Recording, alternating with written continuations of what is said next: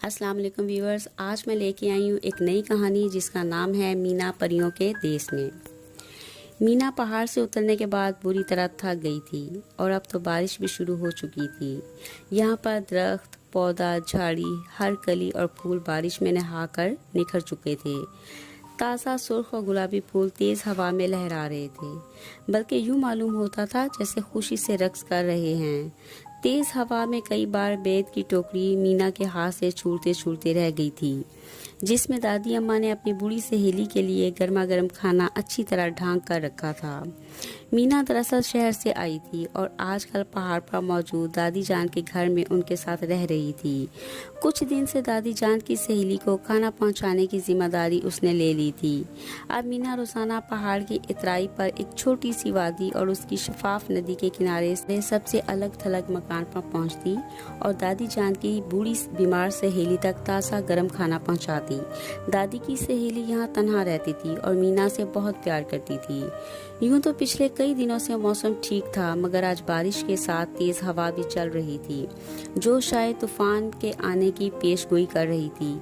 मीना ने दादी जान की बीमार सहेली को अपने हाथों से खाना खिलाया, जो अपने छोटे से कमरे में चारपाई पर लिहाफ पर लपेटे हुए थी। खाना खिलाने के बाद मीना ने दादी जान से इजाज़त चाही और घर से बाहर निकल आई। वो शाम से पहले घर वापस पहुंचना चाहती थी। यहाँ पहाड़ की इतराई पर लंबे घास के मैदान थे, जो तेज़ हवा और बारिश में लहरा रहे थे। इसे अभी ये पैदल ये लंबी घास का मैदान पार करके वापस पहाड़ पर अपनी दादी जान के घर पहुंचना था, और बारिश थी कि रुकने का नाम ही नहीं ले रही थी। दादी की सहेली झुकी कमर के साथ आहिस्ता आहिस्ता चलते हुए अपने घर के मरकजी दरवाजे तक पहुंची और मीना को आवाज़ दी, मीना मीना बेटा, बारिश बहुत तेज़ हो रही है, आज तुम यहीं रुक जाओ। अगर इसी बारिश में रास्ता तय किया तो कहीं तुम बीमार ना पड़ जाओ। वैसे भी पहाड़ की तरफ जाने वाले तमाम रास्ते बारिश की वजह से फिसलन ज़दा हो गए हैं। मीना अभी चंद कदम ही चल पाई थी और बारिश में बुरी तरह भीग गई थी, इसलिए वो तेज़ी से पलटी और दादी जान की सहेली से बोली, मैं यहाँ रुक तो जाऊँ, मगर मेरे घर ना पहुँचने पर दादी जान बहुत परेशान हो जाएंगी। वो बोली, फिक्र मत करो, वो खुद ही जान लेगी कि तुम मेरे पास हो। चुनाचे मीना दादी जान की सहेली के पास ही रुक गई। वो इत्मीनान से दादी जान की रज़ाई ओढ़ के बैठ गई। चारपाई के करीब दहकते कोयलों की अंगीठी थी, जो उन्हें गरमाइश पहुंचा रही थी। वो दादी जान के कमरे की छोटी सी खिड़की से बार बार पर्दा हटाकर बारिश का मंजर भी देखती जाती और दादी जान की सहेली से उनके बचपन के दिलचस्प वाक़यात भी सुनती जाती। दादी जान आज बहुत हशाश बशाश, खुश और सेहतमंद दिखाई दे रही थी। शायद मीना के रुक जाने से उनकी सेहत पर खुशगवार असर पड़ा था। मगर जब रात हुई तो दादी जान की सहेली जल्द ही नींद की वादियों में चली गई, मगर मीना को बिल्कुल नींद नहीं आ रही थी। जब बड़ी मुश्किल से दुआएं पढ़ने के बाद आंख लगी तो उसे दस्तक सुनाई दी। फौरन उसकी आंख खुल गई। ये दस्तक कभी दरवाजे पर होती और कभी खिड़की पर। उसने दादी जान को जगाकर दस्तक के बारे में बताया। दादी जान बेफिक्री से बोली, बेटा, ये तूफानी हवा के थपेड़े हैं जो दरवाजे और खिड़की से टकरा रहे हैं। घबराओ मत और सो जाओ।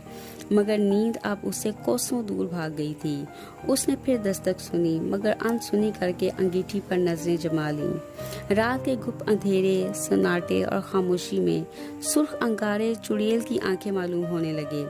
मीना ने खौफ से रजाई में मुंह छुपा लिया। उसे तो वादी की नदी के पानी का शोर भी पुरअसरार और खौफनाक हंसी मालूम हो रहा था।